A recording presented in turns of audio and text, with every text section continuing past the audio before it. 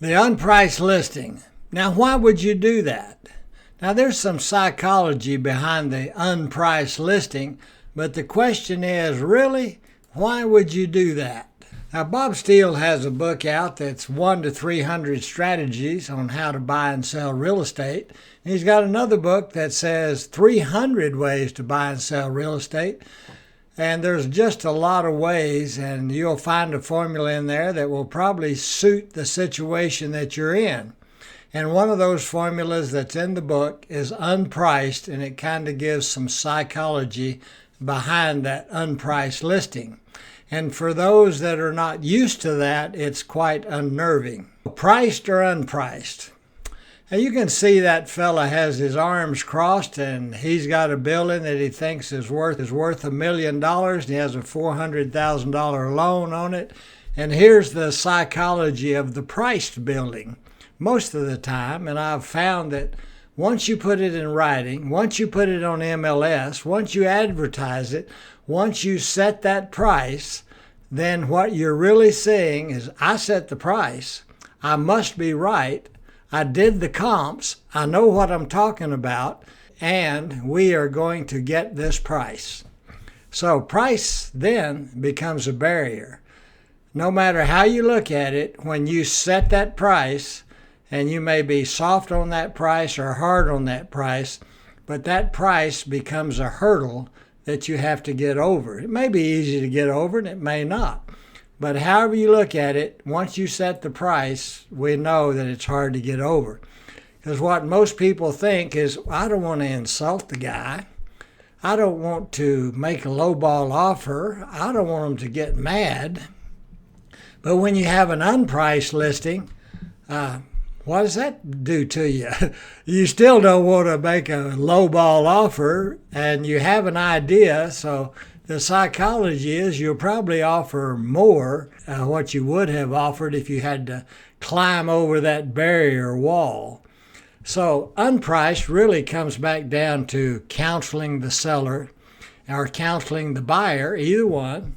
But you need to do your counseling because you open up the ideas for the seller. That's who we're talking about today on the unpriced building. And you want to give your seller options. And when the seller has options, they can do a lot of things. And then it starts to make sense of the benefits and the price. You don't have to say the price. You can say that the benefits you're offering are not giving me what I need. And there you have said, no, the price is not correct. So counseling comes back down to talking to the seller and finding out their needs and their wants and their desires. Maybe they're in a bad situation. Maybe they need to move. But I guarantee you that all clients have a pretty good idea of what their property is worth. Now, the psychology of the unpriced listing, they also know what their property is worth. Now, if you give them the benefits that kind of equal that price, then you probably have a deal. Now, I usually ask the client, what is the price have you got in mind? And they'll tell me.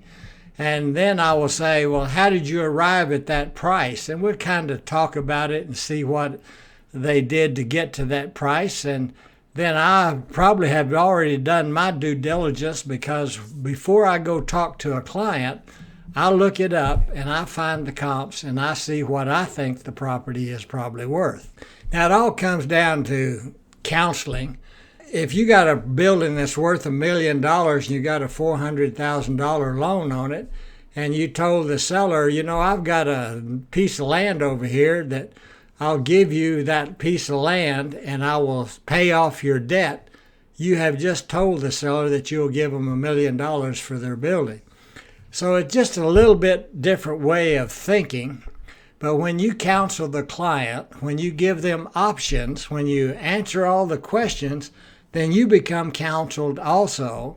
And you'll have a really good idea of where they're going, what they're trying to do, and you'll be able to match the price and the benefits of the property. So the big term is, what benefits are you seeking? That is such a broad term. There's so many things that can go into that. Job changes, quick sale, cash flow, debt relief. I'm in trouble. I need to get out of town. I'm getting a divorce. Things happen. And so what are the benefits that you're seeking? You know, a lot of people say, well, if you just give me the cash, I'll go buy the benefits. Well, then you ask, what kind of benefits are you looking for? Estate building? Do you need to trade up to get better tax benefits? Have you got an exchange deadline that you need to meet? You need to identify the property. What is the motivating factor that we're looking for? Once you find that, then you will be able to solve their problem and their need. Now, where do you start? Well, you have to be a taker. Everybody has to have a taker, and a taker is no more than a buyer. When you have a buyer, you negotiate the deal, and you may or may not get your price. Then you have to look for solutions. Now, I'm a big proponent of you giving the seller or the buyer options. You want to give them many options. Now, the seller, you give them all these ideas, over 300 ways to buy and sell real estate, of how we might accomplish the goal of getting their property sold and them being able to move on. Now, the buyer, on the other hand, if you ask the buyer, what other assets have you got? You will be surprised at what people have. People have land and lots and houses and rent houses, things that they have inherited. They have promissory notes secured by deeds of trust. They have all of these assets, and you need to be able to ask them what they have, and therefore you'll be able to give them options. And when people have options, they make much better choices. So you solve their real estate needs and their wants, you get in the market, and you'll be able to create a deal. So unpriced. The unpriced building has $400,000 in debt, so you know that it must be worth at least $400,000 or more. Here's a little thing on pricing that's always kind of made me wonder. We as brokers and sometimes sellers and buyers always want the lowest price. Sellers most of the time want the highest price. I don't know where or when we got the idea as brokers that you have to get the absolute maximum price. Now, we call that working for the seller. I don't think that's necessarily true, because a lot of times the seller will need more than that high price. They may need to move quickly. They may need to not get such a high price so they don't pay so much capital gain.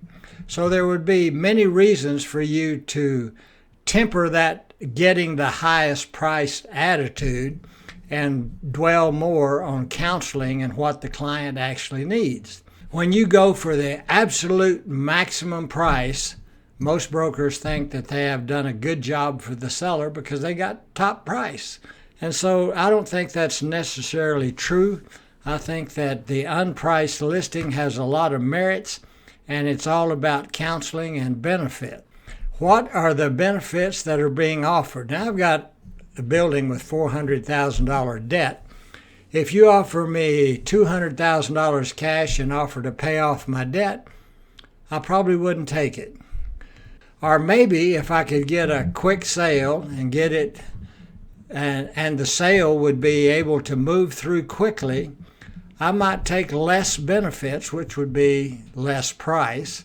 I might take, if you would pay off the $400,000 debt, you give me $200,000 cash, and you give me $200,000 or $300,000 in land or an old rent house or something, I might take that deal.